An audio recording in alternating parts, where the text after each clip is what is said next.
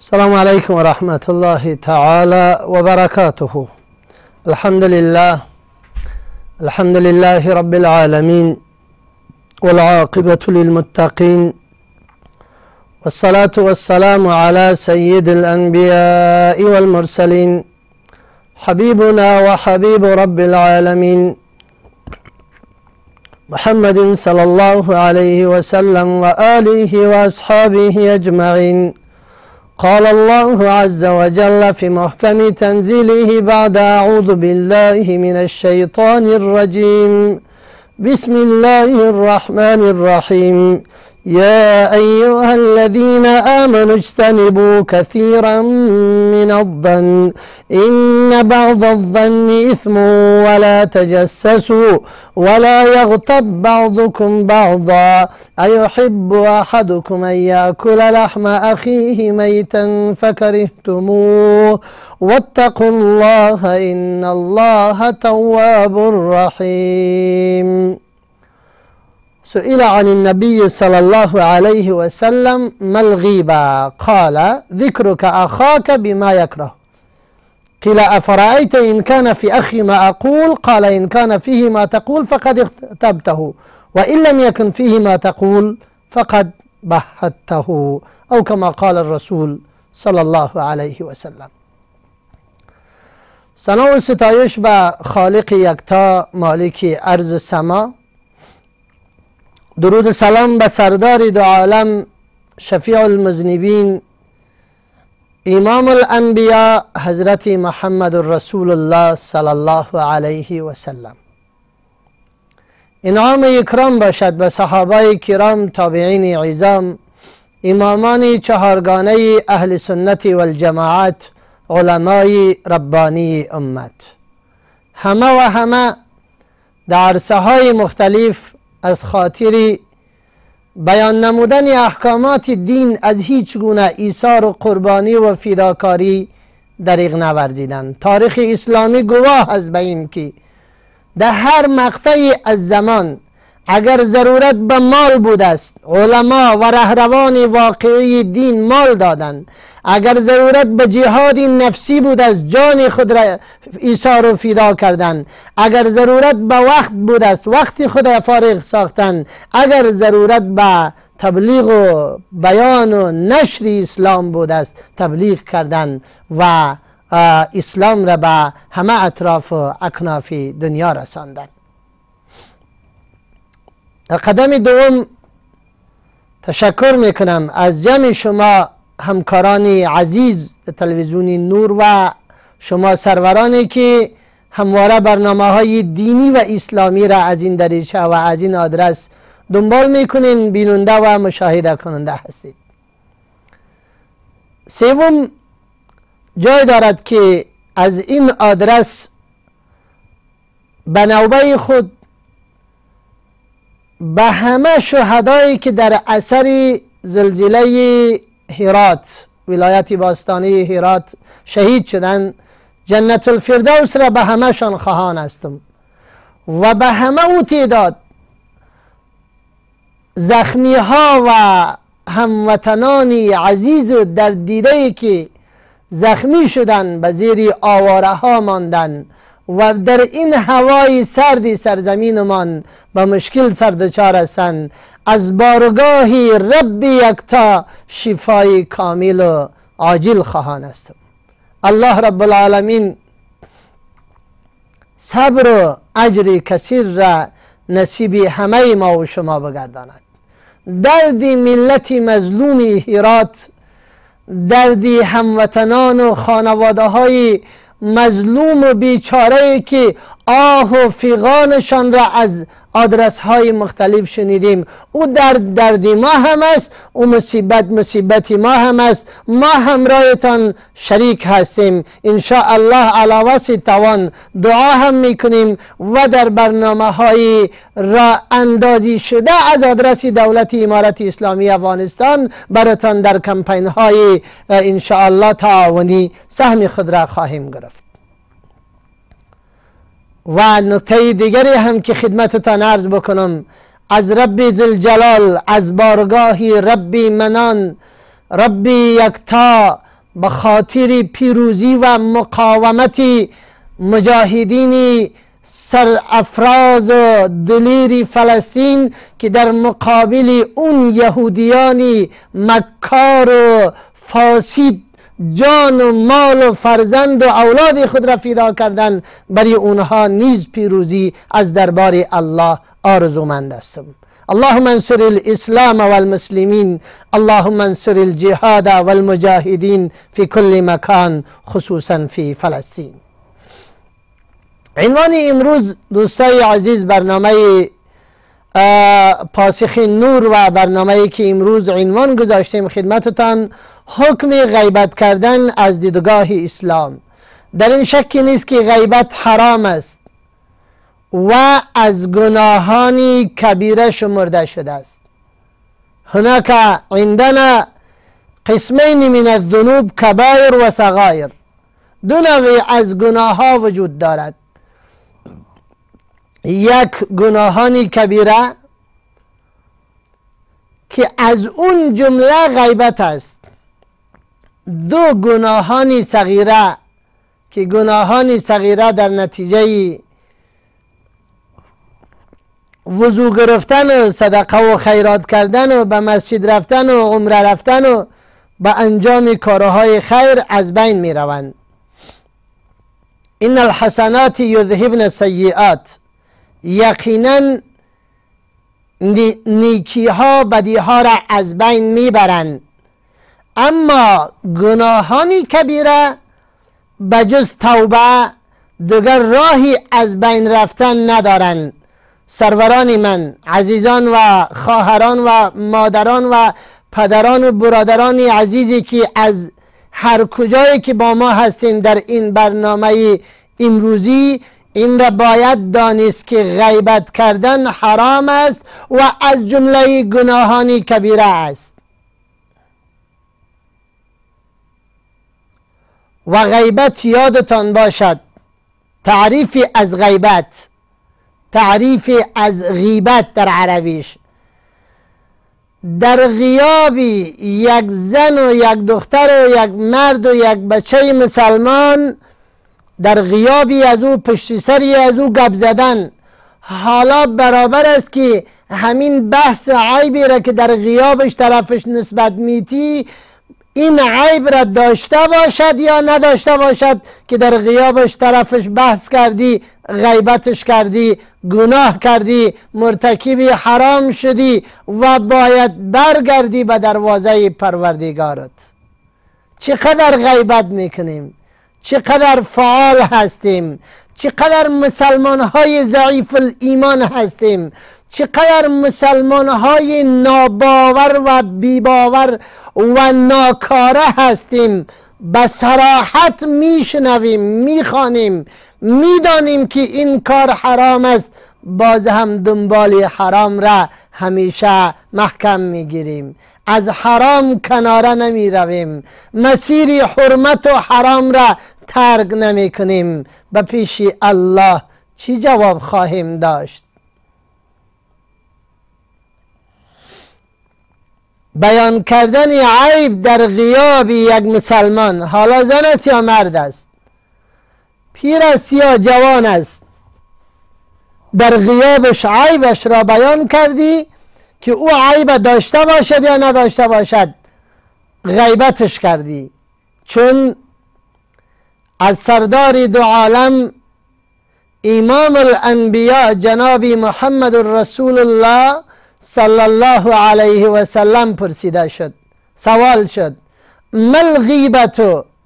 گفته شد که یا رسول الله صلی الله علیه و سلم، غیبت چی هست؟ غیبت یعنی چی؟ قال ذکرک اخاک بما یکره. پیامبر صلی الله علیه و سلم فرمود غیبت یعنی این که از برادرت به گونه یاد کنی که نمیپسندد.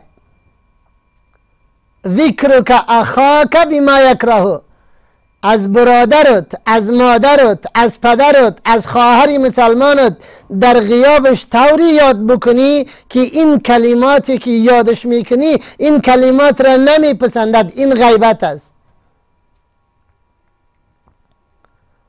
صحابی اقرار میکند، اصرار میکند یا رسول الله صلی الله علیه و سلم این کان فیه ما اقول،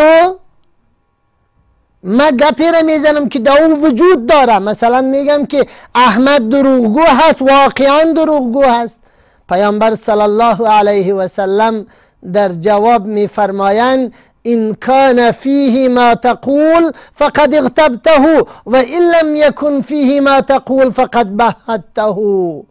اگر آنچه که در غیابش برش نسبت میتی در وجودش حضور داشته باشد، موجود باشد، غیبتش کردی، ناروایی کردی، مرتکب حرام شدی، معصیت کردی، ناخدا ترسی کردی، گناهی کبیره را مرتکب شدی. و ان لم یکن فیه ما تقول، اگر آنچه که در غیابش برش نسبت میتی در او انسان وجود نداشته باشد، فقط بهته، تهمتش کردی، او را تهمت زده ای و حد قذف باید بالایت از آدرس شریعت اسلامی تطبیق شود. سبحان الله، چقدر بی بندوبار هستیم، چقدر بی تفاوت هستیم. شما را به الله قسم میتم خواهرانی من، مادرانی نجیب، با عزت این سرزمین خانه به خانه غیبت زنده هست. متاسفانه دفتر به دفتر غیبت زنده هست، دکان به دکان زنده هست، مجلس به مجلس غیبت زنده هست. مگم مسلمان از خدا نمی ترسی؟ یک روزی به محکمه الله حاضر شدنی هستی، به دربار الله یکتا چی جواب داری؟ که گناه کبیره را مرتکب شدی، غیبت کردی، خدا ناخواسته تهمت کردی، بسیار به سادگی خودم مرتکبی گناهی کبیره ساختی، به حرام تج کردی و خود در حرام آلوده ساختی، به حرام گدوت ساختی. راهی حلش کجا هست؟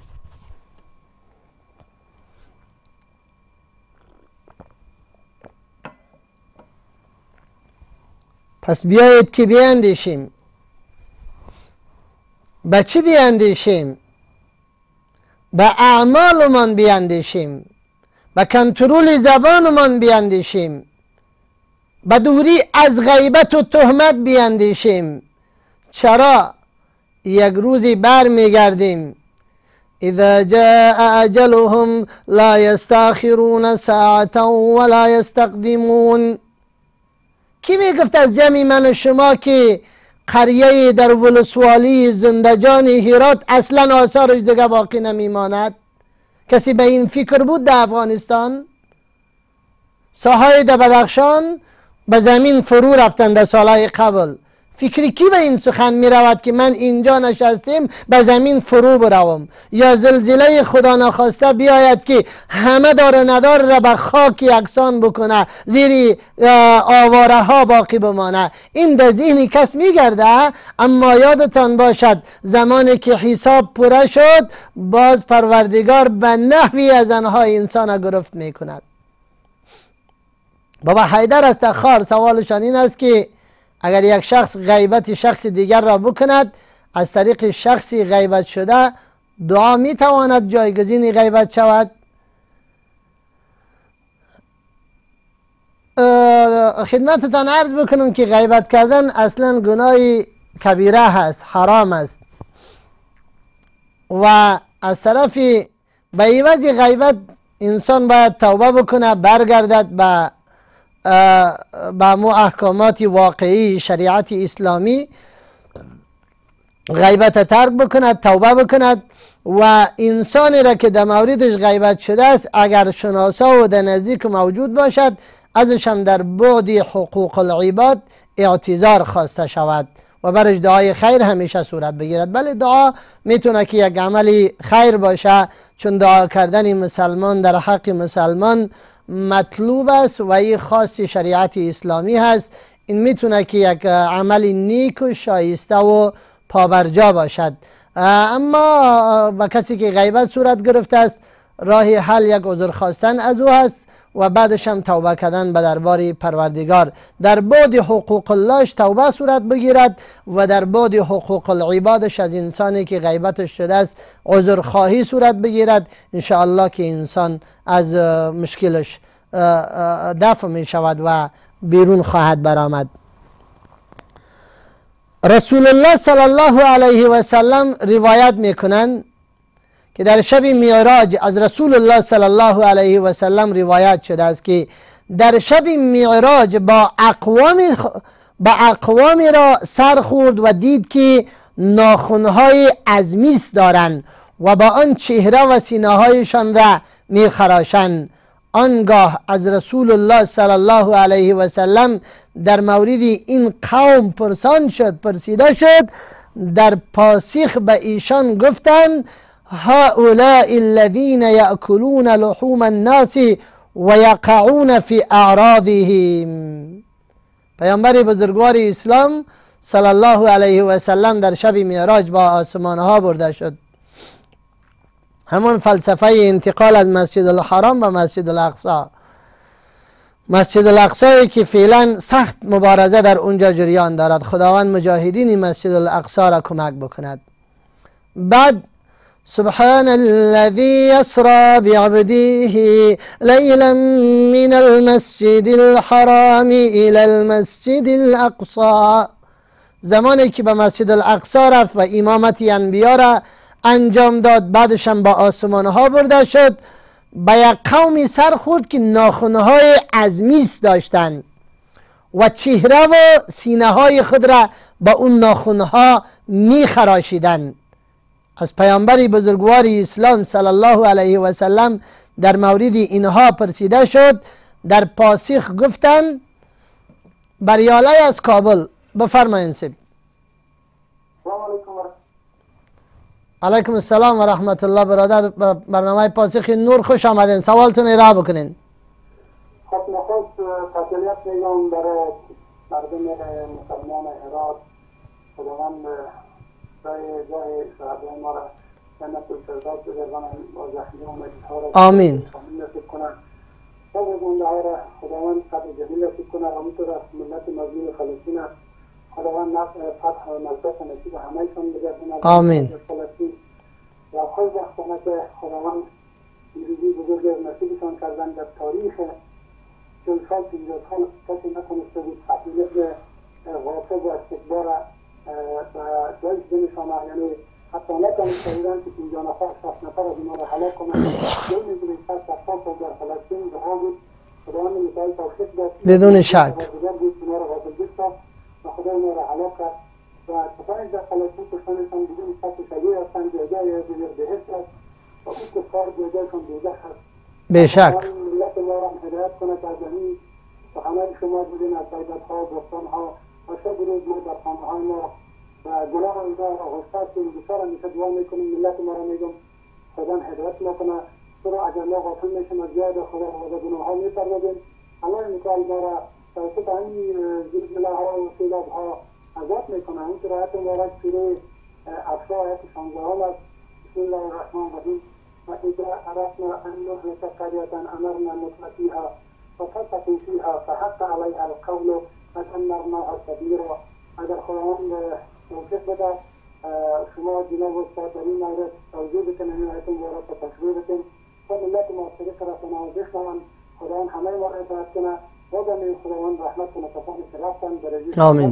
انشاءالله همه ما گناهگار هستیم، همه ما باید اصلاح کنیم، خود ما را اصلاح کنیم. جان استاد جناب استاد بخیر سلامت باشین استاد. خوش آمدین به برنامه پاسخ نور و تشکر از احساسات نیک و پاک شما استاد بریالای صاحب که شما تماس گرفتین و احساسات خود را با ما در برنامه پاسخ نور شریک ساختین و در این شک نیست که آیتی را که شما برادری عزیزی ما تلاوت کردین این برمیگردد اسبابی اگرچه ساینسدانا و لایک ها و کسانی که به دین اعتقادات دینی و قدر زیاد سر کار ندارن، اونها اسباب این زلزله ها را چیزی دیگر پیش بینی میکنن. اما در این شک نیست که آیات صریح و سلیس قرآن عظیم شان، نصوص در آیات و احادیث در وحی شریعت اسلامی اشاره صریح به این دارن که زمانی که گناه و معصیت از امرا و زمامداران امور و رؤسای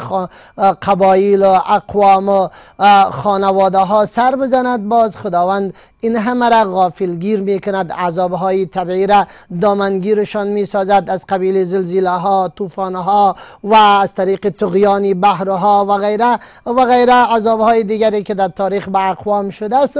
ما در اینجا باز هم به حیث مسلمان ان شاء الله که در مصیبت برادران مظلوم و بینوای هیراتی من شریک هستیم و خداوند زخمی ها را شفای کامل و عاجل نصیب بکند، در دیده ها را خداوند اجر و پاداش برشان نصیب بکند. دقیقا از راه دعا و همکاری مادی و معنوی آنچه که هست ملت افغانستان، ملت نجیب و مجاهد پرور افغانستان ان شاء الله که از در حق هیراتی ها و هیراتیان دریغ نمی کنند. امروز هم جلسه ای که در تالار خیمه لوی جرگه بود است، ختمانه اون محفل و دعاهای اخیر اون محفل از جمع کثیری از علما در حق مظلومین و بینوایان ولایت هرات بود الحمدلله، و همچنان در مساجد در تمام نواحی خصوصا در مرکز مملکتمان توظیف شدن علما، خطبا، ائمه، اساتید که به مردم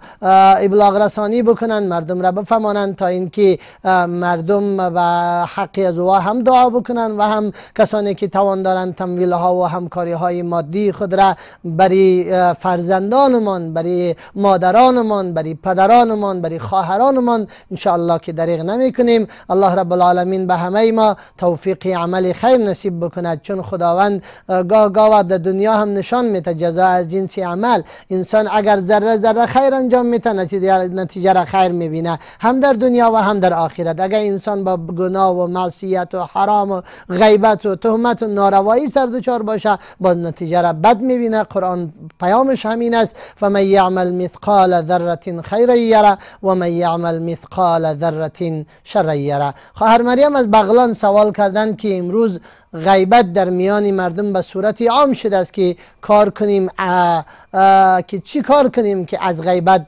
دور شویم. خواهر عزیزم، چی کار بکنیم که از غیبت دور شویم؟ خود تابعداری قرآن بسازیم، خود مکلف به این بگردانیم که چیزی را که قرآن حلال گفته است او را حلال بدانیم، چیزی را که قرآن حرام گفته است به حرمتی از او معتقد باشیم، حرام عنوان شده قرآن حرام بدانیم، با او عمل بکنیم، از او فاصله بگیریم، از او دور باشیم.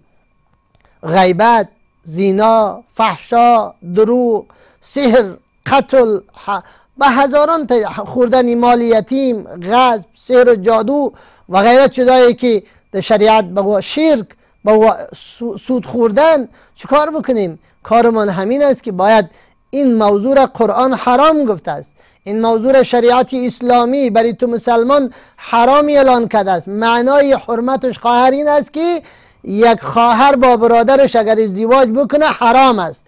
اگر کسی گوشت خر میخوره، گوشت سگ میخوره، حرام است. اگر کسی را میکشه حرام است. همین گونه کسی که کسی را غیبت میکند حرام است. بله، ما خدمتتان خواهر عزیزی من عرض کردم که امروز خانه به خانه، مجلس به مجلس، قریه به قریه، فامیل به فامیل، دو تا با هم صحبت کردن شروع بکنن، غیبت شروع میکنن. مگم از خدا نمی ترسیم ما؟ خالقی که هر لحظه ما را به خدا ترسی، به تقوا، به دیانت، به اندیشیدن درست دستور میده. افلا تدبرون، افلا تعقلون، افلا تتفکرون، افلا تذکرون و امثال یزی. اما متاسفانه ما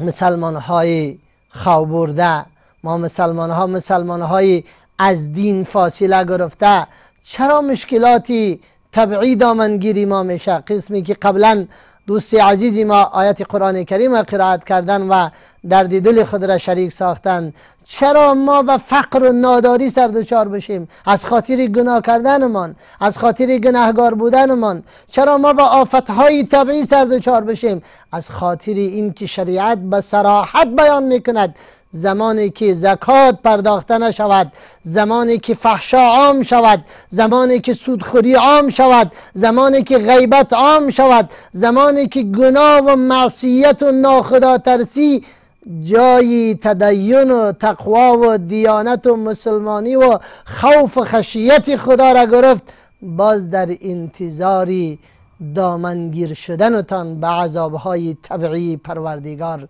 باشین، از قبیل زلزله، از قبیل سیلابها، از قبیل از دست دادن باغ و رزق روزی و امثال و مال و ثروت و داراییتان و نمونه های دیگر. الله ذوالجلال به ما توفیق عمل خیر نصیب بکند تا اینکه مطابق شریعت اسلامی، مطابق احکامات شریعت زندگی خود را عیار بسازیم، فعال بسازیم، درست بسازیم، بعد باز مطابق دستور خدا و رسول حرکت بکنیم تا که از مشکلات در امان باشیم. دوستای عزیز، خدمتتان سوال را عرض کردم که داستانی را که پیامبر بزرگوار اسلام صلی الله علیه و سلم به سفر معراج برده شدن و اونجا به یک قومی ملاقات کرد که ناخنهای از میس داشتن. توسط اون ناخنهای میسی چهره ها و همچنان سینه های خود را تراش میکردن، خراش میکردن. پرسان شد که اینها کیها هستند؟ پیامبر صلی الله علیه و سلم در پاسخ فرمود: هؤلاء الذین یأکلون لحوم الناس و یقعون فی اغراضهم. اینان کسانی هستند که گوشت های مردم را میخورند و با آبرویشان معترض میشوند، یعنی غیبت کننده هستند. انسان های غیبت کننده این گونه حالت را داشتند. الله ما و شما را از غیبت و تهمت دور داشته باشه. حالا وقفه کوتاه می داشته باشیم، دوباره برمیگردیم، با ما باشید. دوستای عزیز، دوباره خوش آمدین به برنامه پاسخ نور و عنوان برنامه ما امروز حکم غیبت کردن از دیدگاه اسلام که طبعا فهمیده شد که حرام است و از گناهانی کبیره است و انسانهای غیبتگر را در سفر معراج جناب محمد رسول الله صلی الله علیه و سلم سر خورد با آنها که چهره های خود را با ناخنهای میسیشان خراش میکردن و سینه های خود را خراش میکردن. گفتند که یا رسول الله اینها کیها هستند؟ گفت کسانی هستند که یأکلون لحوم الناس، گوشت مردم را میخورند. غیبتگر کسی است که گوشت انسان میخوره، انسان مرده باشه و گوشتی از او را بگیری بخوری. اینا گوشت خورای مردم هستند، کسانی که مردم میخورن، انسانها را میخورن، از وحشی ها کده هم بدتر هستند و به آبرو و عرض و ناموس مردم اینها تجاوز میکنند. این دهان را که با حرام و گناه و معصیت عادت دادی دیگه ای با توقف نمیکند، به این خاطر باید مواظب حفاظتش بود. شمیلا از کابل، بفرمایید خواهر. بله سلامت باشه خواهر، خوش آمدین به برنامه پاسخ نور. سوالتون را بکنین.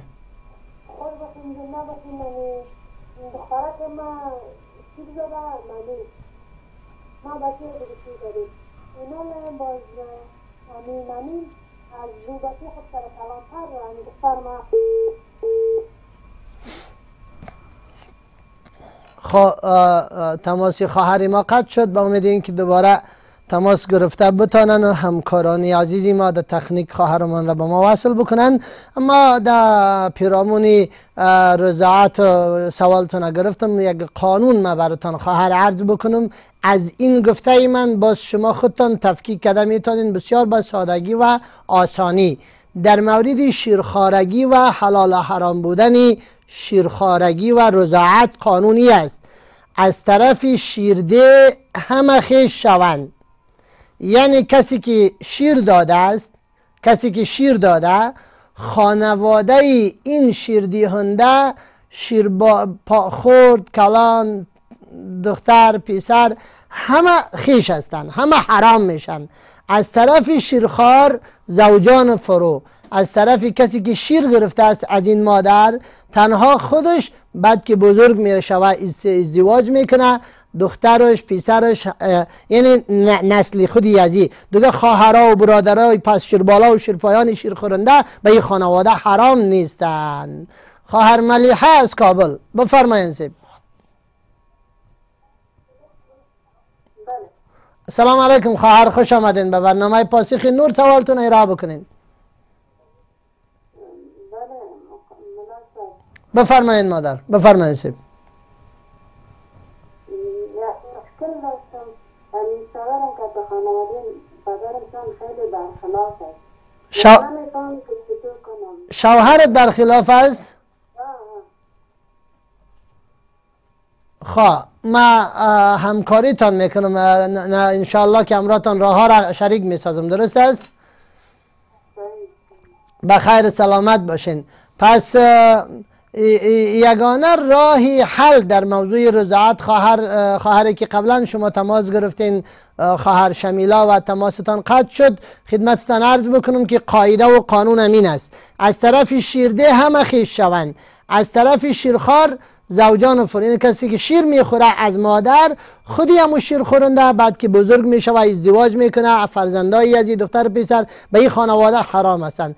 علاوه از شیر خورنده برادری از او، خواهری از او، شیربالا، شیرپایان دیگرا همه به خانواده مادری از این که از او شیر خورده است اونا محرم نیستن. از این خانواده کسایی میتونن که با او ازدواج بکنن یا دختر یا پسر سر و کار داشته باشن. انشاءالله که قانون شما این گزینه را که بفهمین که حل از در مورد رضاعت. خواهر ملیحه از کابل سوالشان این هست که شوهرم برخلاف خانواده خودم از پدر و مادر. خواهری عزیز خدمتتان عرض بکنم که یکی از حقوق مشترک زوجین احترام متقابل به اقاربین یکی دیگر است. مثلا خودت باید به پدر و مادر و برادر و خواهر و به همه خانواده شوهرت احترام قائل باشی، احترام بکنی، به دیدی نیک ببینی، خیرخواهشان باشی، حسن ظن در موردشان داشته باشی، آنچه که از دستت میآید با معذرت برشان خدمت بکنی و یک انسانی خیراندیش باشی.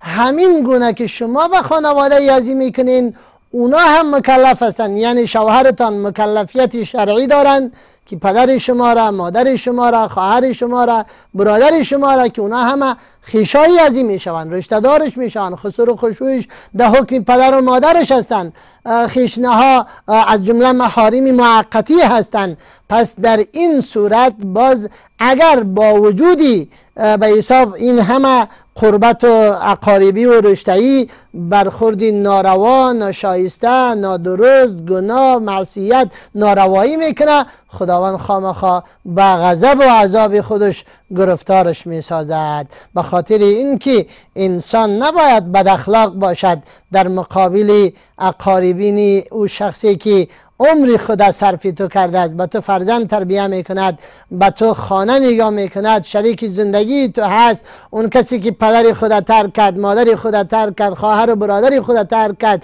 آمده با تو زندگی میکنه و این حق هم شریعت برش داده است که باید همراه اقاربینی از او تو رفتار خوب بکنی، رفتار متقابل و درست بکنی. قسمی که اونها با اقاربین خودت رفتار درست و حسنه و نیکو دارن، در غیری از او جزای بد اخلاقش خدا میته، با مشکل سردچار میشه، گناهگار میشه و جهنم ازش استقبال میکند.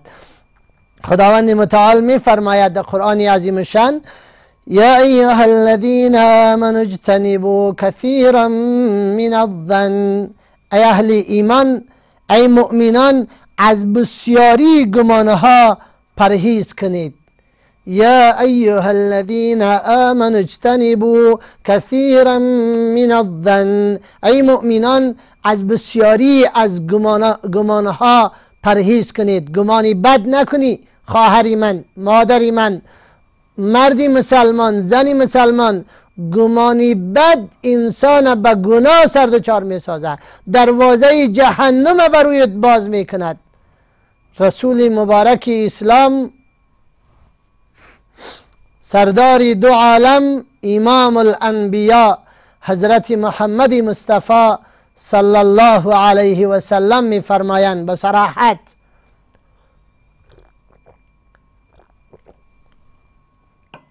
ایاکم و الظن، از گمانی بد خودداری بکنین، دور باشین.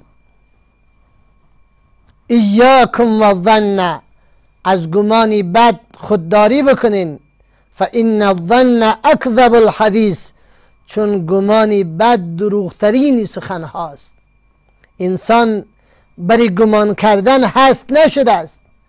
انسان برای ازی خلق نشده که هر لحظه هر ثانیه در هر مورد گمانی بد بکند و خود در لیست منافقین شامل بکند. پیامبر صلی الله علیه و سلم می فرمایند ایاکم و الظن فان الظن اکذب الحدیث، دروغترین سخن ها، صیغه مبالغه است، اکذب، دروغترین سخن ها گمانی بد است.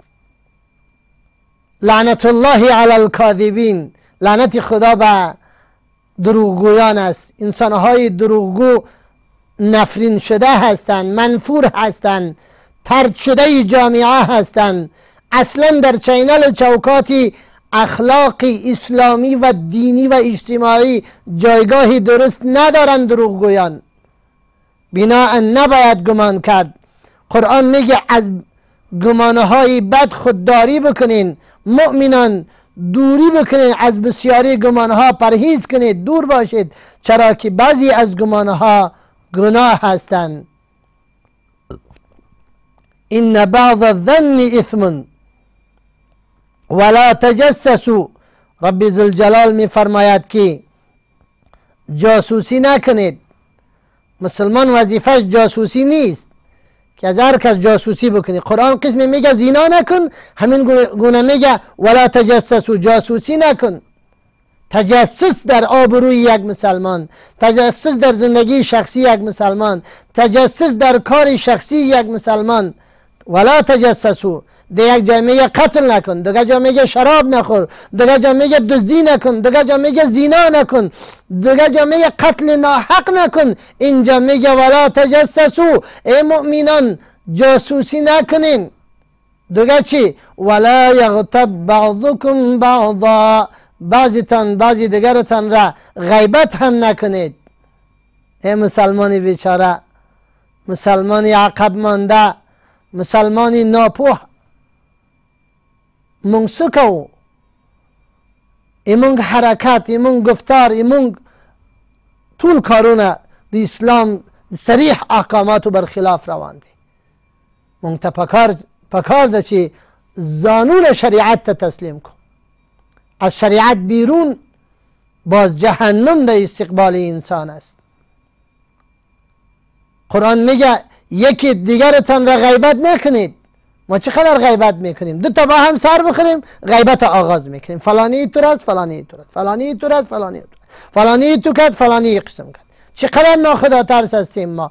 چه قسم ما جرأت ایمان و مسلمانی را داریم که پای خدا بالای دستور قرآن میگذاریم و گناه و معصیت میکنیم. عیاذ بالله. میگه غیبت نکن. ایحب احدکم ان یاکل لحم اخیه میتا فکرهتموه، آیا یکی از شما این را دوست دارد که برادری مسلمانش مرده باشه و گوشتی از او را بگیره استفاده بکنه؟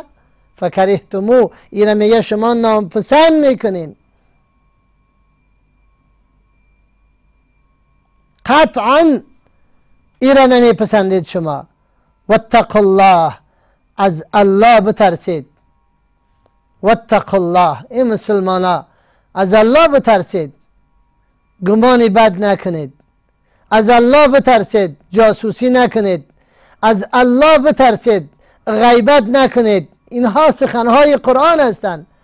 من نمیگم که یک تعداد دوستان میگم ملا هرچی خوش آمد از دل خود گفته میروند، ملا میگه هر چیز گفته میروند. نه خیر، نصوصی صریح قرآن هستند، دستورات و منهیاتی ذکر شده در قرآن هستند. سوره حجرات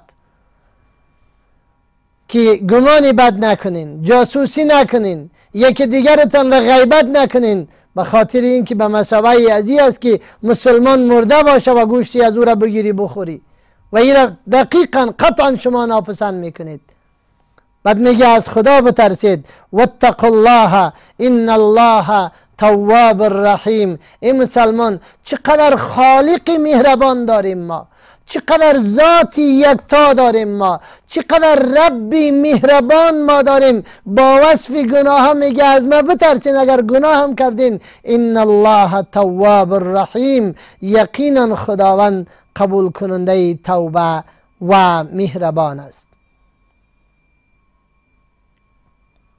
پس به هر زن و مردی مسلمان، به هر پیر و جوانی مسلمان واجب است، فرض است که از غیبت خودداری بکند، از غیبت پرهیز بکند، خود را از غیبت دور بگرداند، از خاطر اینکه قرآن غیبت را حرام اعلان کرده است. قسمی که به دخترت ازدواج کردن نمیتانی حرام است، به مادرت ازدواج کردن نمیتانی چون حرام است. بیا این را هم بدان که غیبت کردن یک مسلمان ولو که مجرم باشه در غیابش حرام است. بیا از این حرام دور باش، فاصله بگیر، خود را به جهنم عیار و فعال و سیار نگردان. دیگران را هم نصیحت بکن، خیرخواه باش، امر کننده به معروف و نهی کننده از منکر باش. ولتکن منکم امة یدعون الى الخیر یأمرون بالمعروف و ینهون عن المنکر. امر به معروف و نهی از منکر کردن واجبه مسلمان است، بعد این کار را بکند. خداوند متعال ما و شما را از حرام همیشه دور داشته باشد، از حرام ما را در فاصله داشته باشد. جرأتی تج کردن و تماس گرفتن به حرام را خدا هیچگاه برای ما و شما نصیب نکند. منتپکار ده چه زانونه دی منهیاتو سخه او ساتو. خواهری من، مادری من، برادری عزیزی من، سرورانی که با ما و این برنامه هستین، از گناه و معصیت و غیبت باید خودداری بکنیم، به دروازه الله برگردیم.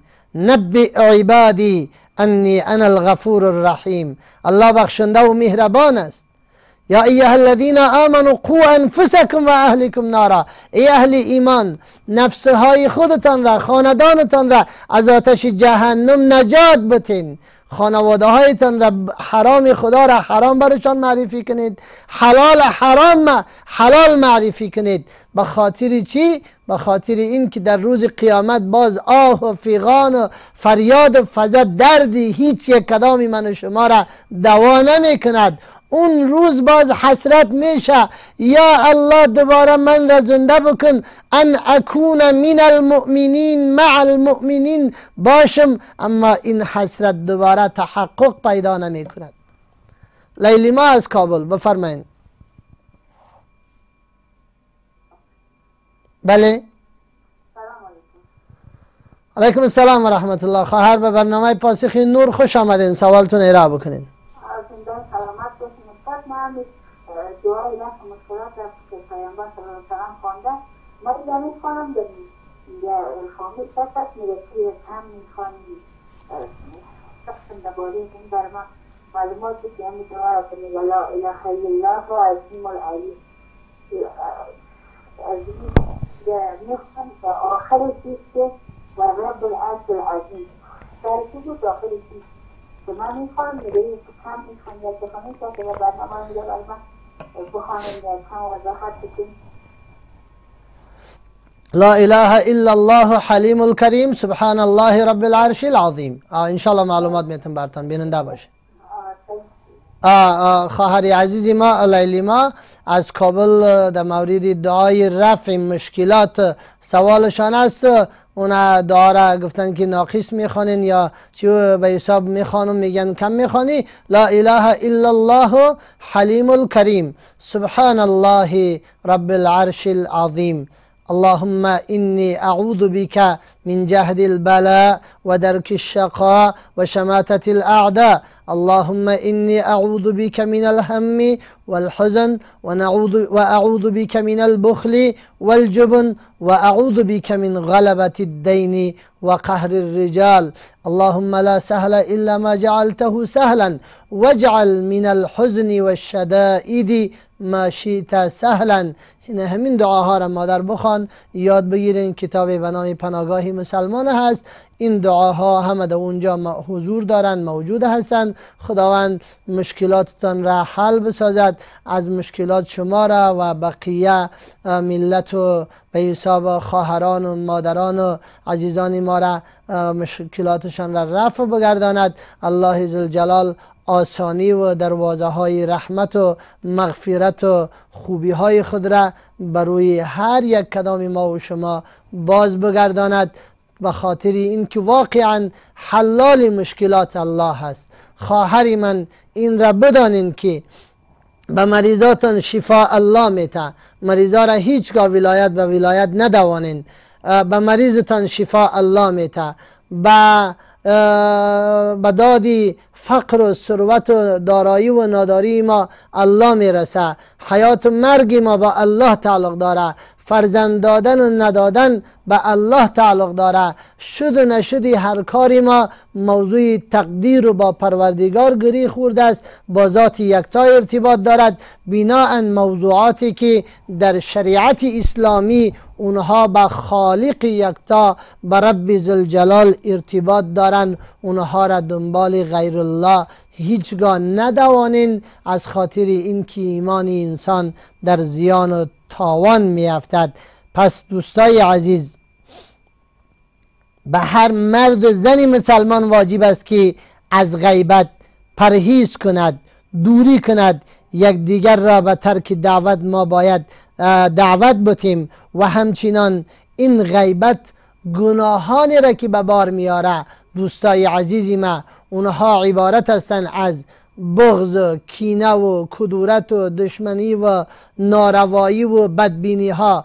انسانها را یکی با دیگر بدبین می سازد. انسان مسلمان از مجلسی که اونجا به دیگرها غیبت صورت می گیرد باید برخیزد. اون مجلس مجلس معصیت است، مجلس گناه است، مجلس ناروایی هست. مسلمان اون مجلس را باید ترک بکند و برود به یک مجلس دیگری که در اونجا بحث از دینی الله میشه، بحث از ذکر و اذکار میشه، بحث از احکامات دین میشه، قصه های عادی و خوشی صورت میگیرد.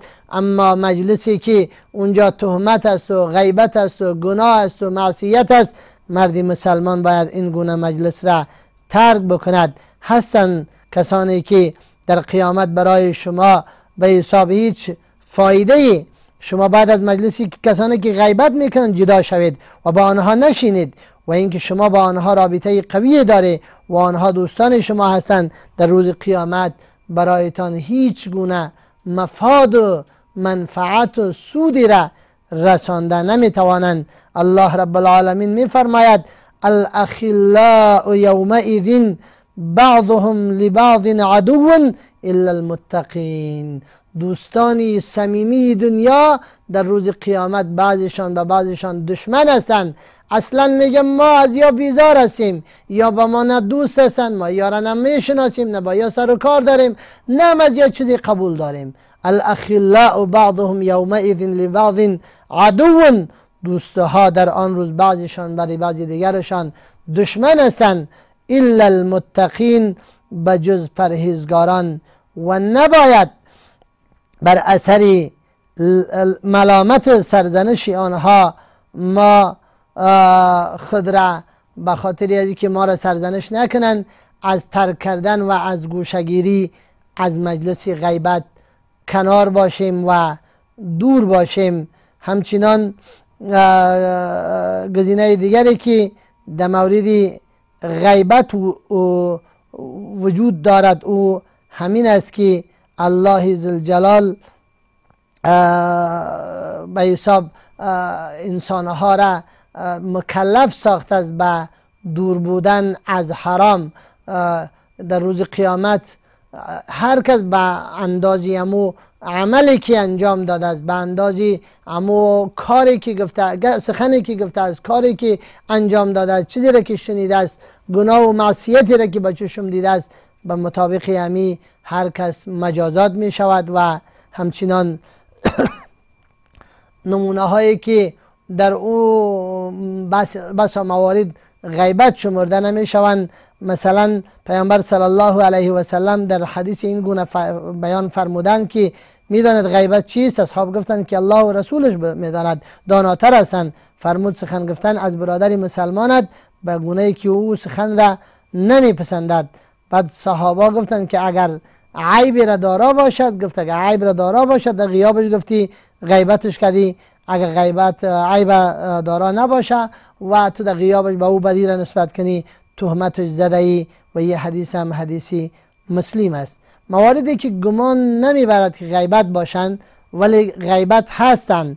کسی را که غیبت میکند وقتی به او اعتراض میشود که غیبت است، میگوید من این سخن را نزد خودش هم میگویم.